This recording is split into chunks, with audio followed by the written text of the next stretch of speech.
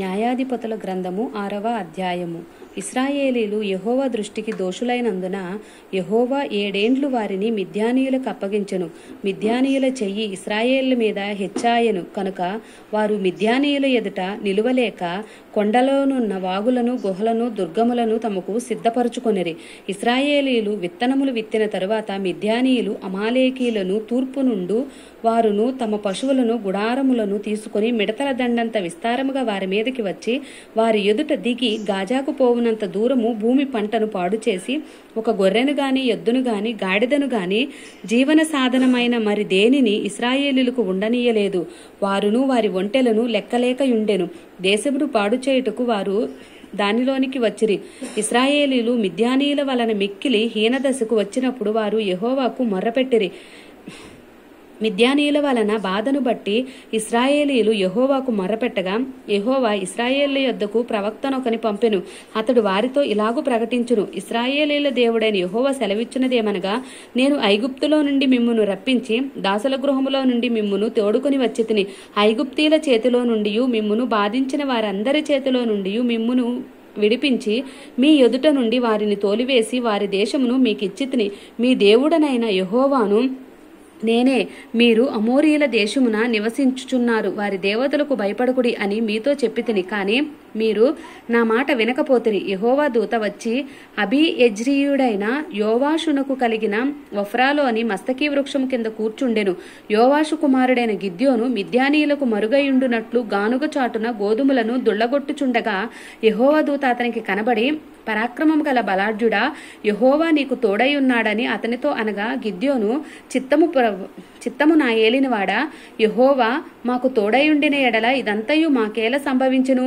యెహోవా ఐగుప్తులో నుండి మమ్మును రప్పించినని చెప్పుచు మా పితరులు మాకు వివరించిన ఆయన అద్భుత కార్యములన్నీయు ఏమాయెను? యెహోవా మమ్మును విడిచిపెట్టి మిద్యానీయుల చేతికి మమ్మును అప్పగించినని అతనితో చెప్పెను.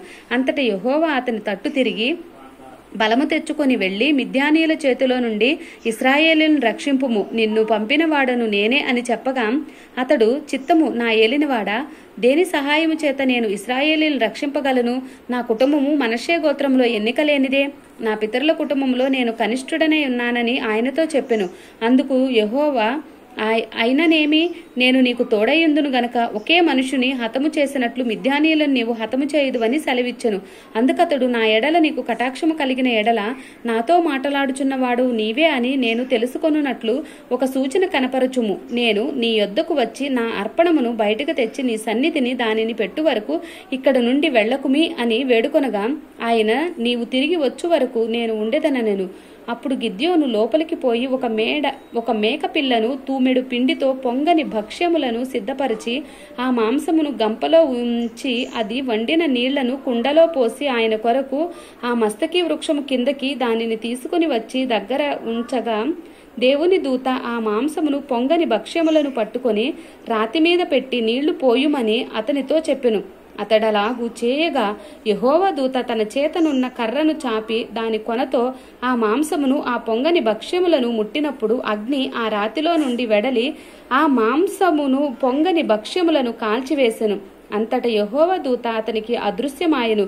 గిద్యోను ఆయన యెహోవా దూత అని తెలుసుకొని, ఆహాహా, నా ఏలినవాడా యెహోవా, ఇందుకే గదా నేను ముఖాముఖిగా యెహోవా దూతను చూచితినెను.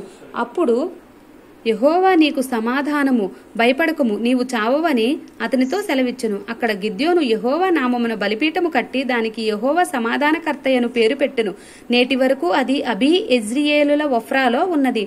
మరియు ఆ రాత్రి అందే యెహోవా, నీ తండ్రి కోడెను అనగా 7 ఏండ్ల 2వ ఎద్దును తీసుకుని వచ్చి నీ తండ్రి కట్టిన బయలు యొక్క బలిపీఠమును పడగొట్టి దానికి పైగానున్న దేవతాస్తంభమును నరికివేసి తగిన ఏర్పాటుతో ఈ బండ కొనను నీ దేవుడైన యెహోవాకు బలిపీఠము కట్టి ఆ 2వ కోడెను తీసుకుని వచ్చి నీవు నరికిన ప్రతిమ యొక్క కర్రతో దహన బలి నర్పించమని అతనితో చెప్పెను.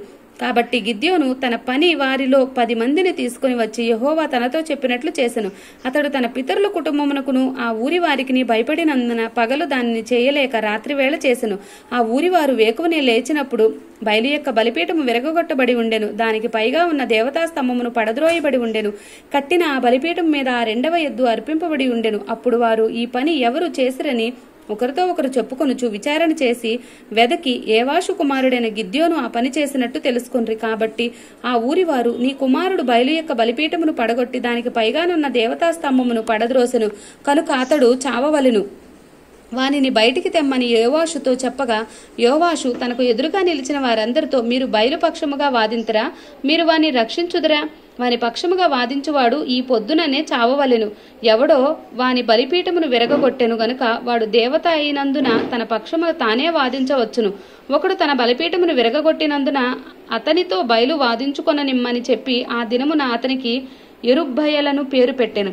మిద్యానీయులందరూ అమాలేకులందరూ తూర్పు వారందరూ కూడివచ్చి నది దాటి యెజ్రెయేలు మైదానములో దిగగా యెహోవా ఆత్మ గిద్యోనును ఆవేశించెను.